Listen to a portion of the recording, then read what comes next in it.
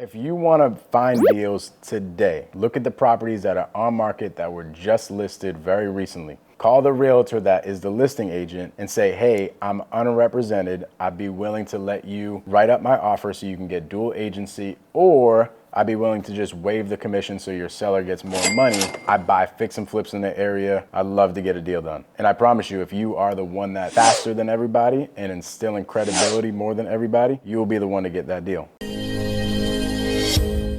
Yo, what's poppin', everybody? Welcome back. Today we're gonna talk about how we get deals done in New England. There's been a problem with people having a tough time getting deals done in New England, and I wanna tell you, you can do this business in New England. You can do this business in Boston itself. Everybody's like, nah, the price point's too high. People don't have enough problems in Boston. People don't have enough problems in Massachusetts. They're smarter here. You can't do deals here. It's a lie. You can do all the deals. Correct. So me and Marco are here to tell you in real time how we are doing deals right now in Massachusetts. Marco, what's your main source of deals? My main source of deals, so three ways. So one is, I have my own sales team in the office, but that's not where a majority of my deals come from. Majority of my deals comes from agent referrals.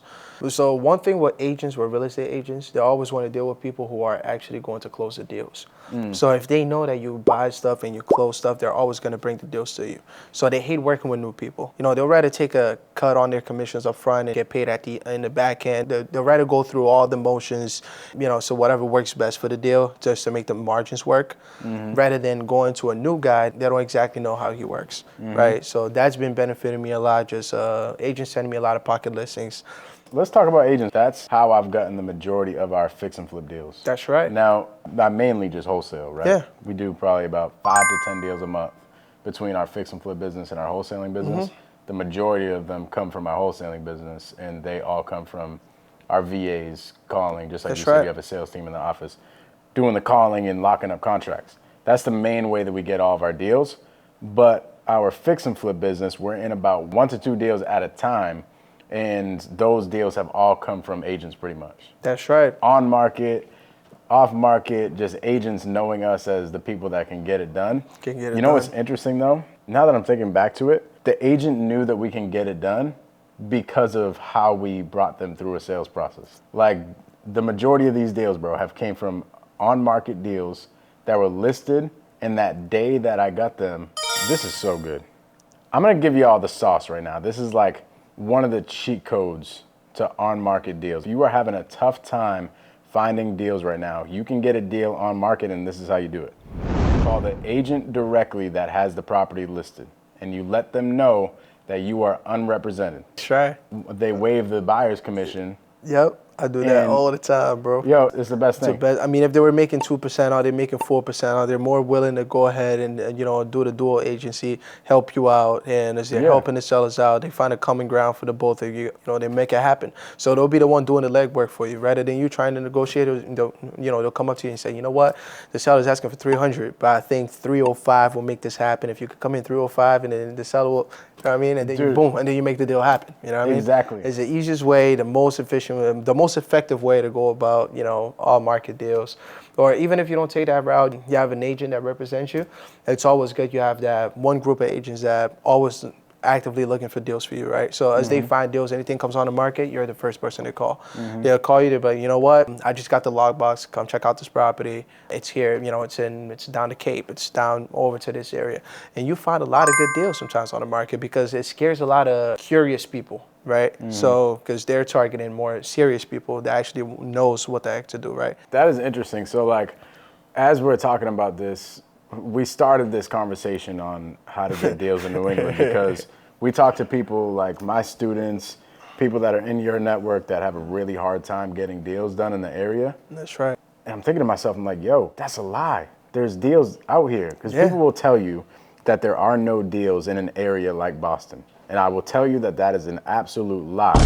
What you got to do is you just got to niche down on what you're good at and focus and keep on going. So for Marco, for example, he's focused on higher end type of rehabs or more extensive type of rehabs, I should say. That's what allows him to get deals. Somebody like myself, I focus on being really, really good at talking to sellers and agents and bringing them through a sales process so that my team is better at sales than every other team 100%. in the market and they get the deal before anybody else. So I would really say really niching down on So what you're good at, that is really important. Yeah. Here's my trick when you're dealing with realtors and you're trying to find deals. Marco said it earlier. All the realtor really cares about is if they get the deal done. That's like, right. They just want to have confidence that they're going to get the deal done. Why do you think that is, Marco? They'll rather do it in volume. That's my idea. Why do you think that all they care about is getting the deal done? I would say volume, in my understanding. I mean, essentially, yeah, but like why? In what sense? So they get paid. Correct, of course. That's all they So care get about. paid. That's all realtors really care about. And they don't care if it's $1,000 less, $1,000 more. They just want to make sure they get paid something. They want to get the deal done. That's it. Exactly. So when you're dealing with realtors, just make sure that you're instilling credibility. Make sure that you are instilling confidence that one, you can get the deal done and you can perform, but also two, that they're going to get their commission. That's all they care about. That's it. So they don't care about how you negotiate or nothing. Exactly, but the strategy that me and Marco were talking about, and this is how I get the majority of my fix and flips in Boston, is I'll reach out directly to the agent listing the property.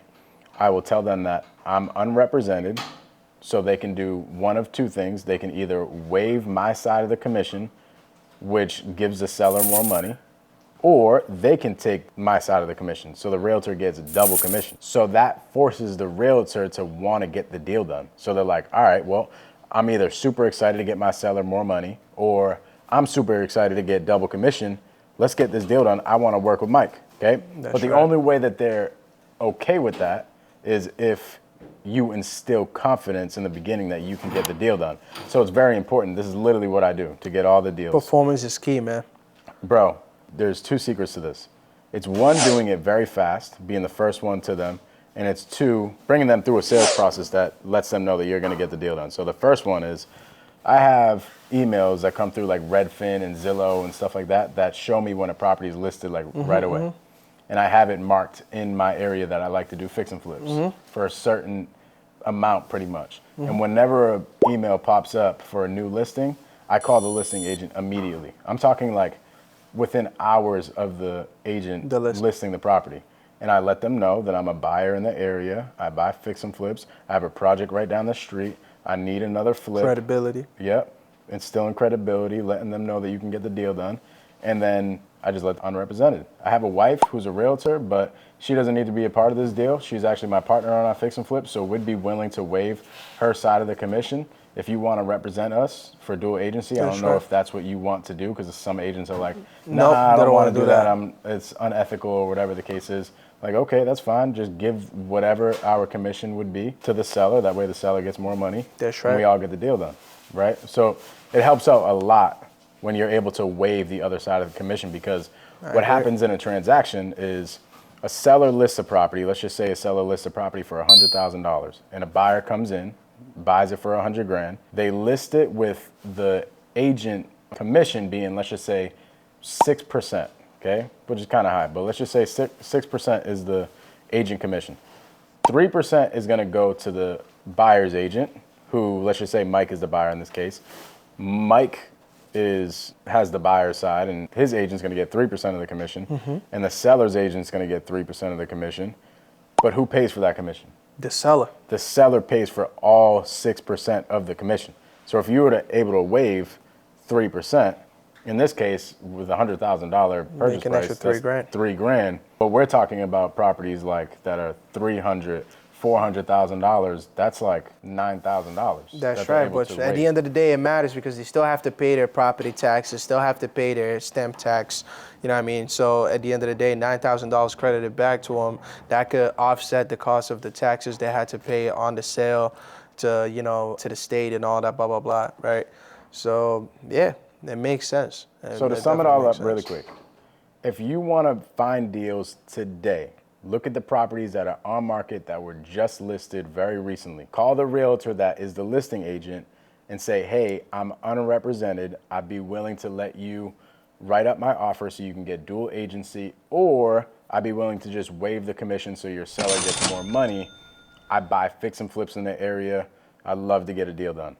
And I promise you, if you are the one that's faster than everybody and instilling credibility more than everybody, you will be the one to get that deal. That's what I would say. If I was gonna just like really internalize an agent strategy, that's really what I would go with. And then the coolest part is you can now have a long lasting relationship with that realtor.